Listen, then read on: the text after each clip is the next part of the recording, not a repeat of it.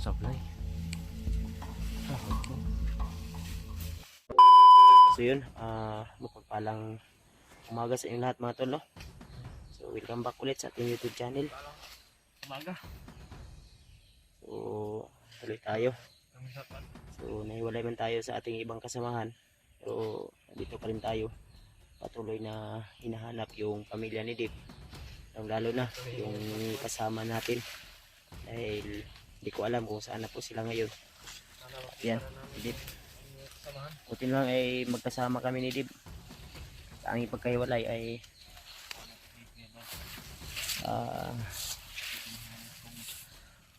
marami mang pagsubok, pero sana malagpasan pa rin namin to, tol. Lagi kong ginagabayan si Dave, dahil tuwing maalala niya yung kanyang pamilya ay umiyak po siya. Kaya lagi kong pinapalakas yung kanyang sarili. Kaya tiwala tayo, Dave. Ang lahat ng pagsubok na ito ay may anong tawag ito, yung may dahilan ba bakit nangyari ito sa atin. Kaya tuloy lang tayo. So maraming salamat sa inyo lahat, tol, sa inyong walang sawang suporta at pagmamahal sa akin. Parang may eroplanong dumaan na. So medyo masama man yung pakiramdam natin, medyo may lagnat man tayo, pero patuloy pa rin tayo, tol, para po sa pamilya ni Dave. Dahil nangako po tayo na ililigtas natin at hindi kami uuwi, tol. At ako, nangako ako, Dave, na hindi ako uuwi hanggat hindi ko dala po yung pamilya ni Dave. Kaya ngayon, tinitiis ko kahit yung katawan ko ay gusto nang sumuko, pero patuloy pa rin, tol, lumalaban pa rin. Kaya sa lahat ng mga sumusuporta at patuloy na nanonood sa aking video, alam ko na marami pa rin nag-aabang sa aking video at nanonood. Kaya nagpapasalamat po ako sa lahat ng mga nag-message sa akin. So, pasensyahan nyo na po kung hindi natin ma-replyan agad, dahil na nga ay nandito kami sa bundok at medyo mahina talaga yung signal dito sa area na ito, mga tol.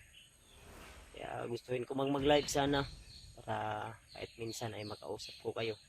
Ang problema ay sobrang hina talaga ng signal. Saka na lang siguro kung medyo malakas yung signal na marating namin kung saan kami dadalhin sa aming pag-explore. Kaya iparating nyo po sa aming ibang kasamahan, tol, ang video na ito para malaman nila kung nasaan na kami ngayon. Dahil patuloy pa rin po kami ni Dave hanggang sa matagpuan namin kung saan niya talaga dinala ni Commander Bagnot yung asawa at anak ni Dave. Pero kung mayroon mang nangangailangan na tulong na madaanan natin, ay siyempre tutulungan pa rin namin, tol. So i-share nyo po sa aming iba kasamahan, tol. Parating nyo po sa kanila na ligtas po kami at huwag po silang mag-alala dahil kasama ko po si Dave. Alag konpensa na, diba? Amping lang yun ka, pero dito magkuhan. Pero yung karamdaman ko ngayon, medyo may lagnat ako. Kagabi ay mataas yung lagnat ko at ngayon naman ay hindi na masyadong mataas, pero may dinaramdam pa rin ako, tol. May dinadala pa rin akong karamdaman, pero patuloy pa rin. At salamat nga pala sa lahat ng mga taong hindi nagsasawa na suportahan ako, lalo na sa lahat ng mga nagsishare ng blessing. Kahit nandito sa bundok, tol, ay binibigyan pa rin tayo ng pang allowance o expenses. At kung may madaanan kaming tindahan, kung sakaling man sa aming paglalakbay may madaanan kaming daan at may tindahan, ay makabili kami agad ng pagkain. So thank you, at samahan nyo kami, tol, sa araw na ito. At I hope na ligtas po kami, makauwi kami ligtas at madala namin ligtas yung pamilya ni Dave. At hanggang ngayon umaasa pa rin si Dave, no, na may ligtas na kinabuhay yung kanyang asawa at anak. Dahil ang kanyang anak na isa ang sabi ng mga bandido na pinakain na ng ahas. Kasi dalawa kasi yung anak ni Dib. Iwan ko kung kasi dalawa daw, babae at lalaki daw. Kaya hindi ko masisisi kung lagi umiyak si dito, lagi nagluluksa. Kaya pinapalakas ko yung loob niya dahil nandito kami sa bundok at misyon namin na iligtas namin yung pamilya niya. Kaya samahan nyo kami tol at ipabot nyo po kay Raymart, kay Jeward, kay Julius, kay Julio, saka kay Justin at PG. Dahil hindi ko alam kung saan po sila ngayon at ano po yung kalagayan nila ngayon. Kaya i-share nyo po, i-share nyo po sa lahat ng mga kasama namin sa ibang hunter, para lalo na may balita tayo na sinabi ng mga supporters natin na parating daw dito si Alpha.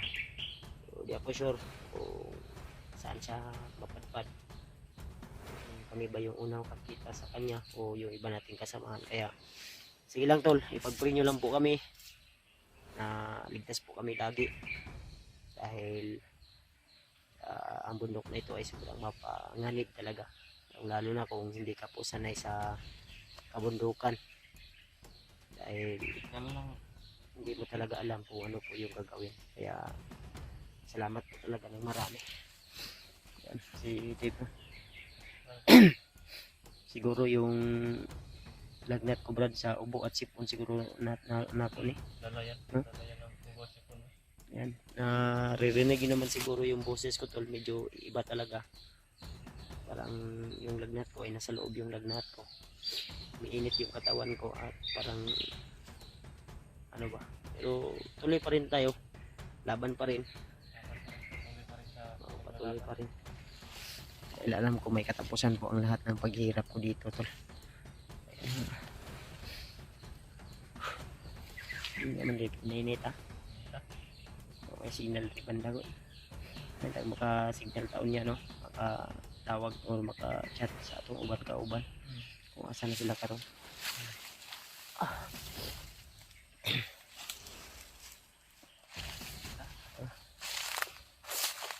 Ito ni agi ganiha ba?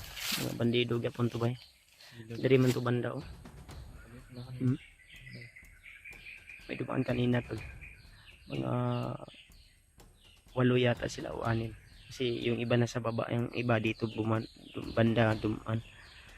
Di ako sure kung gaano sila karami, pero sa tansya ko yung dito banda mga 8, 10 ano, ganun, o 6. Kasi meron din dito kanina 2.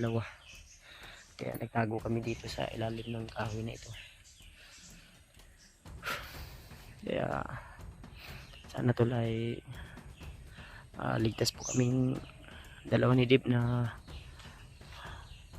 makuha namin yung pamilya niya, dahil ako ay naawa na rin po ako sa kalagayan ni Dib, dahil minsan nga ay nag-iisa siya, ay nakikita ko na tumutuloy yung kanyang luha sa kanyang mga mata. Kaya sinasabi ko na ang lahat ng ito mga tol, lahat ng ito brad ay may katapusan. Wala tayo, hindi tayo nandito para iyak, hindi, patuloy tayo sa ating mission. May paraan po tayo, may gamay po tayo. Parang rubber to ba? Rubber ni umiwanan na siguro sa ito tol. Ito yung rubber tol. Naalala nyo yung sikat na singer na yun na si Elias. Ito yung trabaho niya sa rubber. Itong mag ano siya ba, dance move siya, signature dance niya na ano, na sayaw. Ito yung ano niya, ito yung trabaho niya. At siguro dahil marami ng mga dumadaan dito na bandido ay napabayaan na yung area na ito. May mga tanim sana pero Kanina may nadaanan kaming maliit na kubo. Pero parang inabando na. Siguro yun yung tahanan ng may-ari nito. Tama talaga ng mga bandidong to. Walang patawad. Tawad sa Kasi alam nyo tol, ang bandido ay talagang sakim talaga yan. Mga ano yan. May brief pa nga dito. brief lang ito nun. Bante na brief. Brief siguro yan. Hmm? Ang brief yan. Ano daw? It's body. Ang brief ni bay. Brief mo. Baka pinatay na yung may-ari dito sa lupain na ito ba? Kasi wala. Tagal na itong Hmm? tagal na hindi na balik na ano. Pagkuhan. Meron may tao si Babaw bro. Parang may tao si Babaw.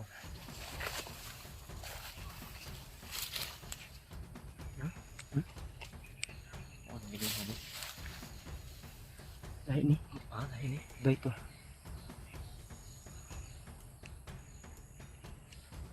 Ano to? Pensa ka? Kahit may karamdaman ako din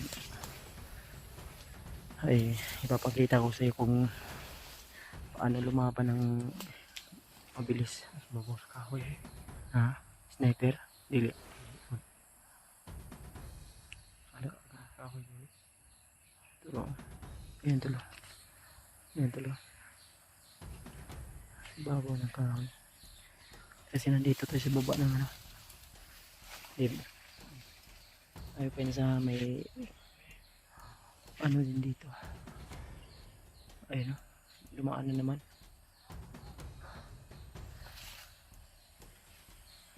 Nasa ibabaw sila to. Ito yung mga kasama ng dumaan kanina. Samahan nila. Huwag tayong padalos-dalos to. Dahil ito po. Ito sa naman. Ito. Ano ko pensa? Ito.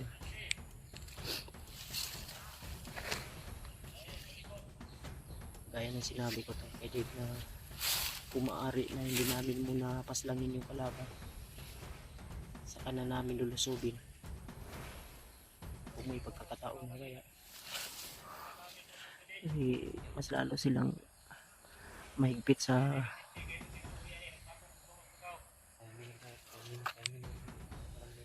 ayun nandiyan pa kung huwag tayong padalos-dalos kasi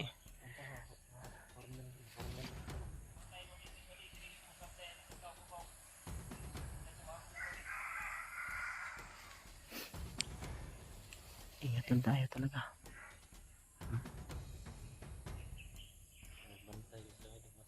Marami sila dito.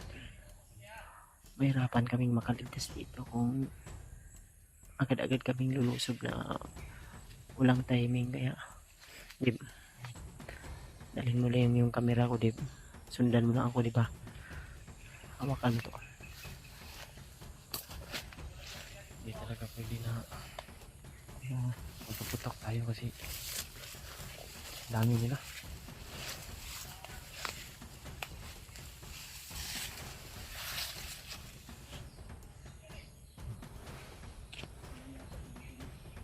Isa lang.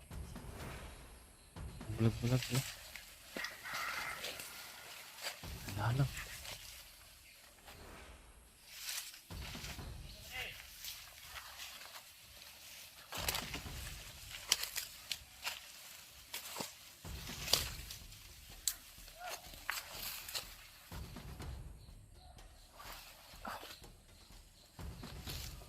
Sunahan.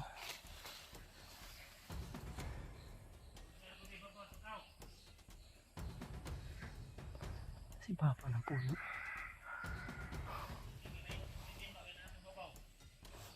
Okay. Pumunta ka dyan sa puno na yan. Oh.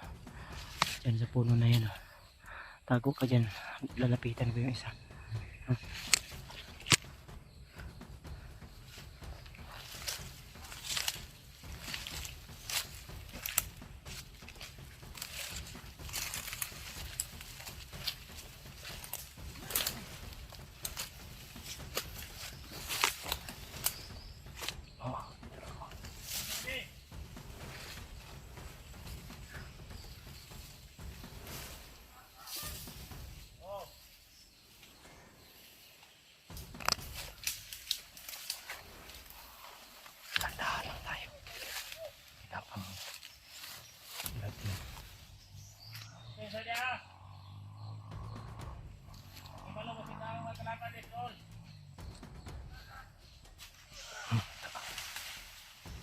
Sablay. Hagbo. Favorite?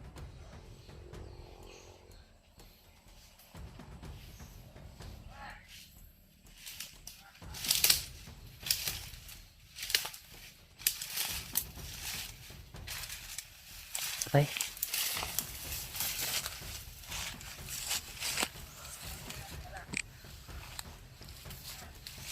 Urahan siya sa baba. Sa baba yung iba to.